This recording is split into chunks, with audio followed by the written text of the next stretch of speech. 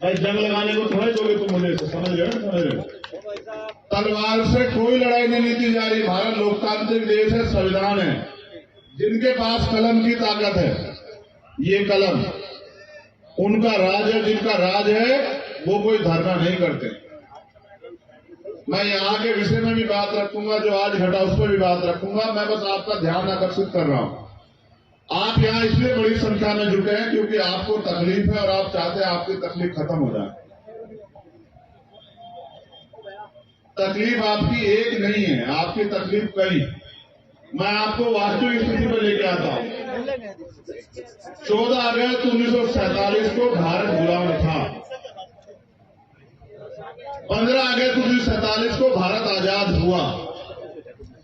लेकिन इस देश के किसान, कमेरे और वंचित वर्गों को, महिलाओं को अधिकार नहीं मिले। अधिकार मिले जब 26 जनवरी 1950 को बाबा साहब अम्बेडकर द्वारा लिखित संविधान इस देश में लागू हुआ। तब इस देश के वंचित वर्ग के लोगों को जानवरों के जीवन से इंसानों के जैसा जीवन जीने का अवसर मिला। अगर देश के प्रथम प्रधानमंत्री आजाद भारत के बेटी को भी प्रधानमंत्री बनने का मौका मिला तो वो बाबा साहब अम्बेडकर के संविधान की वजह से मिला। अगर आज बहन बेटियां डॉक्टर, इंजीनियर, IAS, IPS बन रही हैं तो वो भारतीय संविधान में जो महिलाओं को अवसर मिले उसकी वजह से मिल रही। और आज अगर हमारी बहनें विधायक, मंत्री, मुख्यमंत्री, प्रधानमंत्री, राष्ट्रपति बनी है आज एक वंचित वर्ग की महिला, तो ये भी बाबा साहब डॉक्टर भीमराव अम्बेडकर के संविधान की वजह से हो रखा है। मैं बात आपसे क्यों कह रहा हूं? जब 14 अगस्त को जो हालात देश की थी, 15 अगस्त 1947 को आजादी के बाद भी वही हालात थे।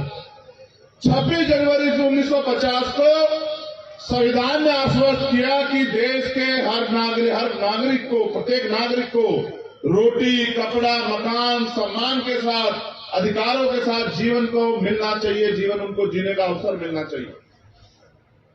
जिनके पास जमीन नहीं थी उनको जमीन मिलनी चाहिए। जिनके पास घर नहीं था उनको घर मिलना चाहिए। जिनके पास रोजगार नहीं था उनको रोजगार मिलना चाहिए।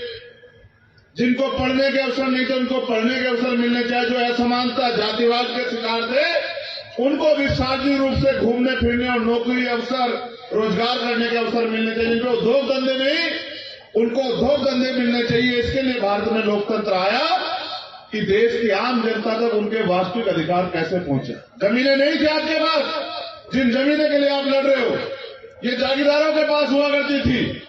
फिर बाबा साहब अम्बेडकर साहब, छोटू राम साहब ने लड़े। आज उन्हीं की संतानें यहां बैठी हैं। वो लड़े और जमीनों के लिए लड़े कि जमीन मिले गरीब को, जमीन उसको मिले जो खेती कर रहा। और फिर भूमि जमींदारी आंदोलन हुआ। जमींदारी जो कानून था वो खत्म हुआ। कमजोर वंचित वर्ग के लोगों पे जमीन आई, तब आपने खेत में हल चलाया। और आज उन जमीनों को जो आपको आजादी के बाद मिली उन पे सरकारें छीनने का काम कर रहे हैं। और इनका एकमात्र मकसद ये है, आप नहीं समझ रहे हो, कि जो रोजी रोटी चैन से किसान का मेरा खा रहा है उनकी रोजी रोटी भी छीन लो। वो लेबर क्लास बन जाए, बड़े बड़े धन्ना से पूंजीपति, इनकी फैक्ट्रियां लगे, इनके बड़े बड़े व्यापार लगे, इनके बड़े बड़े मॉल बने और आपको हर एक चीज के लिए इनके पास गिरवी रखना पड़े अपना घर बार, और इनके यहां जाके आपको रोटी मांगनी पड़े। एक किसान पैदा करता है बंजर भूमि को।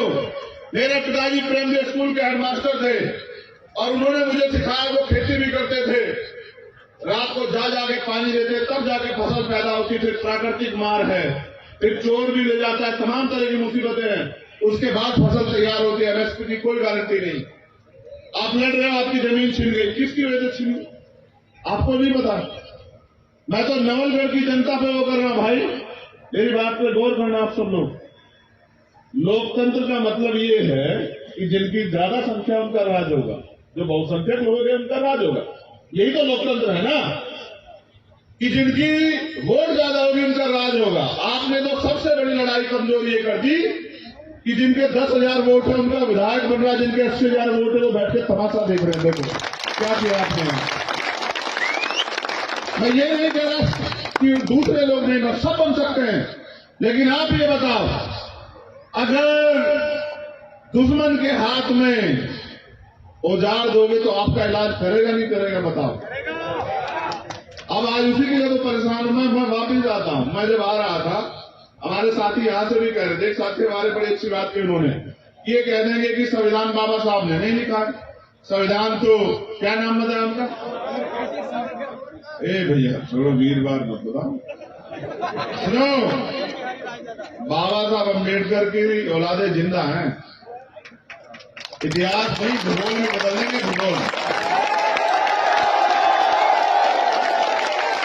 ऐसे गुंडे हमारी बहुत देखे हमने, समझ रहे हो, हमारा मन नहीं था जाने का वहां, तुम्हें सच बता रहे,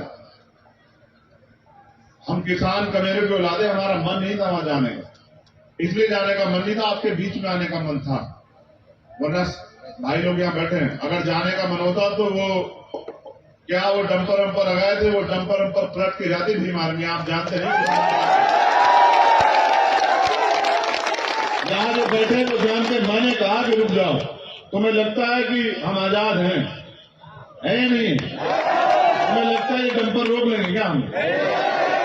सुनो, हम यहाँ आए क्यों हैं, हमारा असल मकसद वो नहीं है। भाई ने बताया जब मेरी बात की शुरुआत कर रहे थे कि मैं माल्यार्पण का विरोध नहीं, मैं माल्यार्पण का विरोध नहीं करता, मैं माला पहनने का विरोध करता हूँ।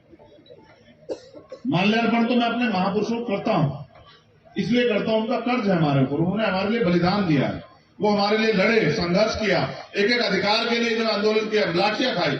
हम क्रांतिकारियों के बच्चे हैं, हमें इस बात पे फख्र है इस देश में, किसान कमेरे पे औलादे हैं। लेकिन मैं माला इसलिए नहीं पहनता कि जिनके समाज के लोग यहाँ, जैसा भाई ने एक स्पीच में बताया कि बहनों को खींचा गया, उनको पीटा गया, गाड़ियों में भरा गया, ये लड़ाई यही नहीं चल रही देश में। वहां देखो आप जंतर मंतर पे क्या हुआ, पहलवान बेटियों के साथ किस तरह का अन्याय किया गया, देखा आपने? कल हरियाणा में किसानों के साथ किस तरह का अन्याय किया गया, वहां के नेता सारे उठा के बंद कर दिए, किस तरह पीटा गया, एक किसान शहीद हो गया। आपको लगता है मांगने से अधिकार मिल जाएंगे? अब तक आपकी समझ में नहीं आया कि अधिकार कैसे मिलेंगे। अधिकार छीनने पड़ते हैं, छीनने, और छीनने के लिए दम चाहिए। आप समय तय कर लो, जो सीनियर कमेटी के लोगों में अपनी तरफ से आदेश नहीं देता हूं, मैं आंदोलन में आपकी मदद करने के लिए आया, उसकी पगड़ी मारने नहीं आया कि मैं इस आंदोलन को आगे बढ़ाना चाहता हूं। आप जो तय करो, हमारे सीनियर साथी यहाँ हैं, अगर आप तय कर दोगे तो इस फैक्ट्री में एक दिन काम नहीं होगा, मेरा आपसे वादा, ताला लगा देंगे।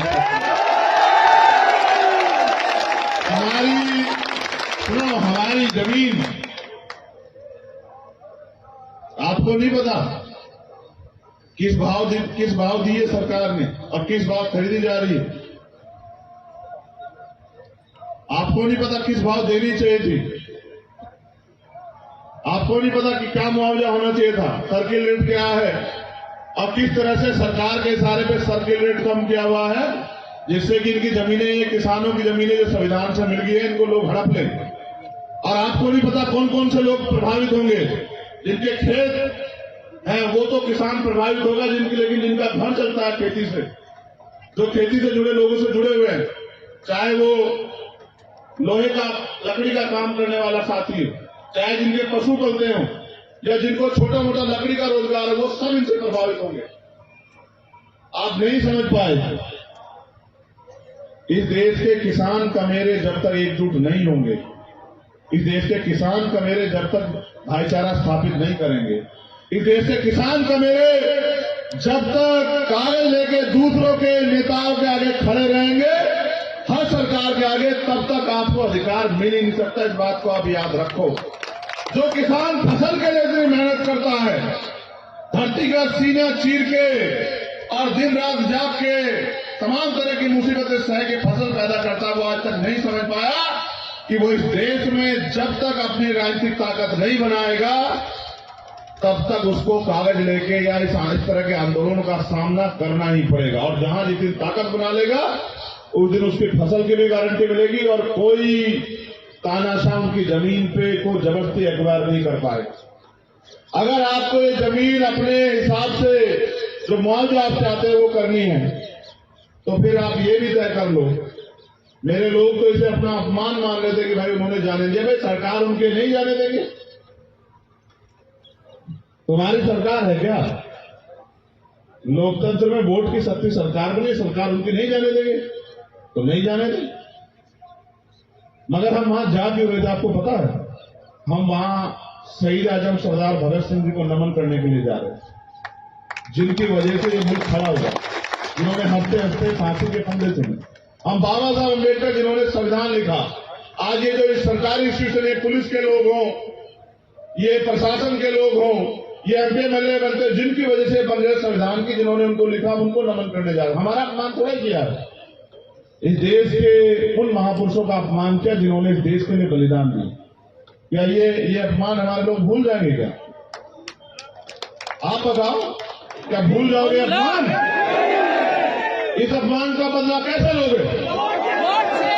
इस अपमान का बदला किसान का मेरे जिस वोट की शक्ति से, वोट की चोट से लेने काम करेंगे। जो लोग हमें आज बाबा साहब की मूर्ति नहीं छूने देंगे, विधानसभा की पैड़ी भी नहीं चढ़वाएंगे। मेरी बात को आप लोग याद रखें।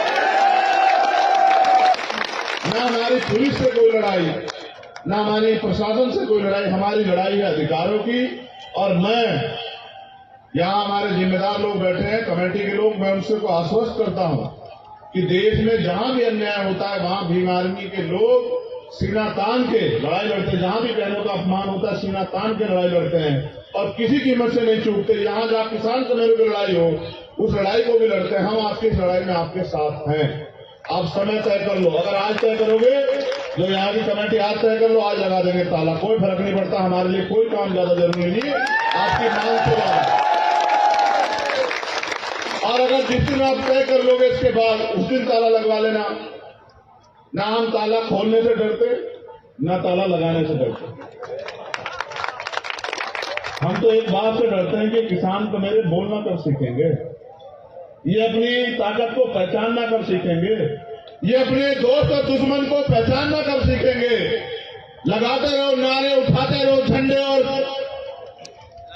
अपने लोगों के साथ होने वाले अन्याय पे नारेबाजी और धरने प्रदर्शन करते रहो, या फिर तुम पे मौका आएगा। मैं तुम्हें सिर्फ सिखा सकता हूं, तुम्हारी उंगली नहीं पकड़ सकता हूं। तुम पे मौका आएगा, अपने साथ हुए एक अन्याय का जवाब वोट की चोट से देके इनको बताना कि अगर हम बना सकते हैं।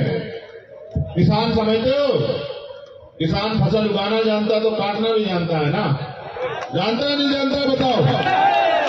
अगर हम फसल लगाना जानते हैं तो फसल काटना भी तो जानता है। ये तो हमारा लगाएगा पेड़ है जो आपको दुख दे रहा है।